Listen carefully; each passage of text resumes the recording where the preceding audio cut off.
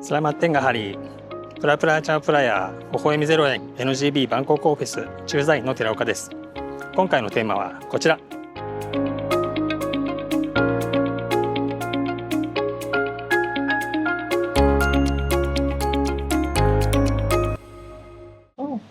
So where to start? Where do we start? So one other issue, trademark issue in Malaysia. Yep. This would be more for trademark registration. So we have a rather peculiar provision in our Trademarks Act that could prevent trademark registration.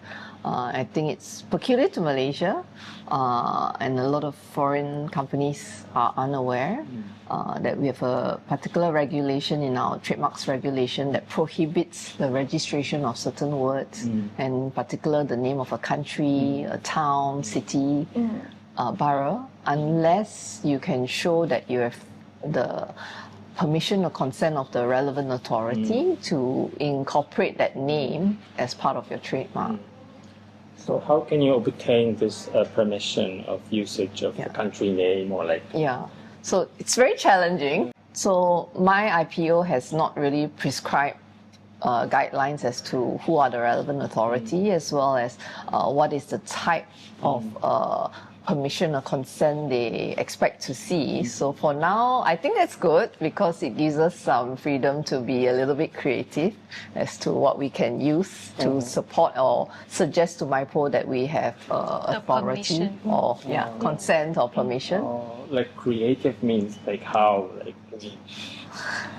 So for instance, some of the things we have is that we could show that the name of the company or the brand that you're trying to register, it could be a prescribed name, means under the act, under the statute, you were to be called that.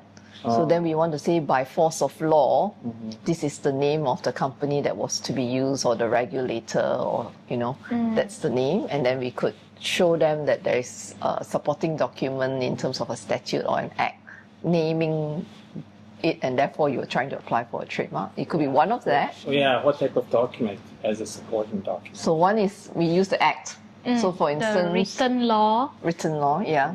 Yeah, that says these organizations should be named as. So for instance, if we go in Malaysia, then we can say Bar Council of Malaysia. So the word Malaysia is there. So you're trying to trademark the word Bar Council of Malaysia. And then they will say, where's your permission to call yourself Malaysia?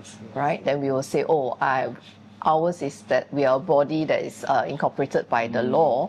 And then we show them the statute that then says, the law says that we can call ourselves this name. And then this is one that has worked before. My IPO has accepted it.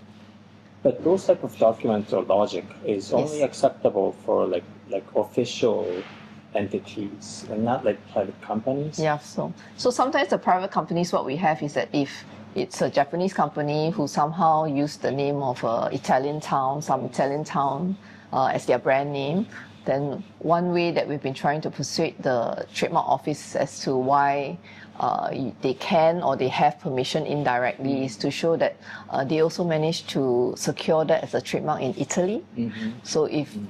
So for instance, that if it's the name of a town in Italy and you applied for a trademark with the Italian trademark office and they approved it, would that not be indirect permission or consent given by an authority from the country where that city is to say, yes, it can be a trademark? So sometimes we use that route to try and tell my IPO that there is authority.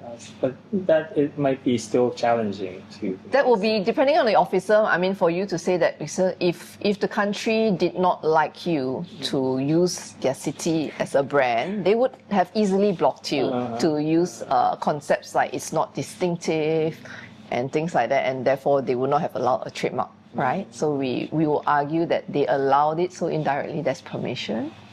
Other ways that we have used before is, what else have we used? We actually obtain permission from the city council. So we have had clients who are in the wine business, so a lot of wines will incorporate the area. So then, correct.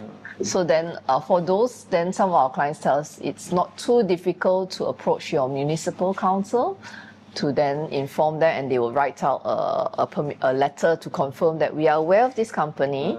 We know that they use this brand name and we have no issues with that. So we have also used that to say that therefore the relevant authority is the municipal council of that area, who knows that you use part of the name as your brand name and they have no objections. So we have also done in that. those cases, you advise your clients or applicants to prepare such kind of Document beforehand to get ready to address. So sometimes because clients always want applications to be smooth sailing. Yes. No objections, right? So when we are aware that there are these issues, before we do filing, we advise them to try and secure these documents so that immediately after we do the filing, we actually load in the support document to show that we actually have permission. So that when the examiner is actually examining your trademark application, they already see your supporting document and hopefully they will not object. So we try to avoid that. Yeah. So would there be any timeline or deadline for submitting those type of documents? once you do your filing, I would recommend that we don't cross 4 to 5 months After filing? after filing, because they will always do a formalities examination Yes, first. yes. That will take about 3 to 4 months, and then once that is cleared, then the trademark office will do a substantive examination, and this is a substantive objection. I see. So then the moment you cross the 4 month, then if you didn't put your document in, the examiner has started looking at your application and does not have your supporting document, higher chance of him objecting. I see. Yeah, so that's why. So you still have some time to respond to this office action. You will have time, the usual time, which is the 3 months. 2 months. 2 months to respond to an office action. It's just that, is that enough time for you to contact your municipal to get a permission? That's why I asked, Yeah. how much time will the client has to prepare those type of documents. Yeah. So if it's coming direct filing to Malaysia, when we see the brand, we are able to alert the client.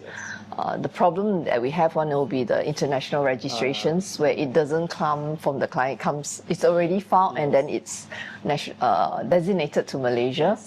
And that one, the moment the objection comes, it will be 2 months. So sometimes strategically, then you apply for a hearing. Because a hearing takes, at the moment, a little bit longer, maybe about a year before they will fix a hearing date. So then that's how you buy some indirectly buy some time by applying for a hearing. But the hearing option will be more expensive than doing a written submission option in terms of the attorney's fees. Yeah, but that will be the other way of trying to buy time. I see. Yeah. That's super interesting. Yeah. Yeah, so I think that's one of the type of, more peculiar to Malaysia in terms of trademark registration. Yeah. That's super interesting. Yeah, okay. Thank you. Thank you for this additional Yeah. video. I think, I need to make it separately because Yeah, it's a different issue altogether. Yeah. it's super interesting to all our subscribers in Japan. Yeah, I think it's This a lot of our other clients are actually they are very surprised when they, especially for those that are international registration designating Malaysia, they say, why is there such an objection? They don't understand. They'll tell us, but we've registered this brand everywhere around the world. Only the names of the countries or Name of country or the city or place. Yes, geographical. not If like someone's names or like the if it's someone's name, what they will do is that they will put a condition.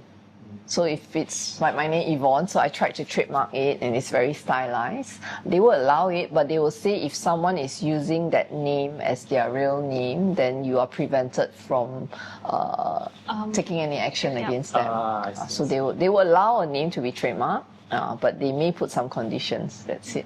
Yeah. So it's very interesting. It's a country name, not a region name. So for instance, if your brand has the word Asia, then there's no objection because Asia is not a country or a city no one or can, name. give you any. Yeah, so that objection of what we're talking about only applies to country name and places name and city names, not region names.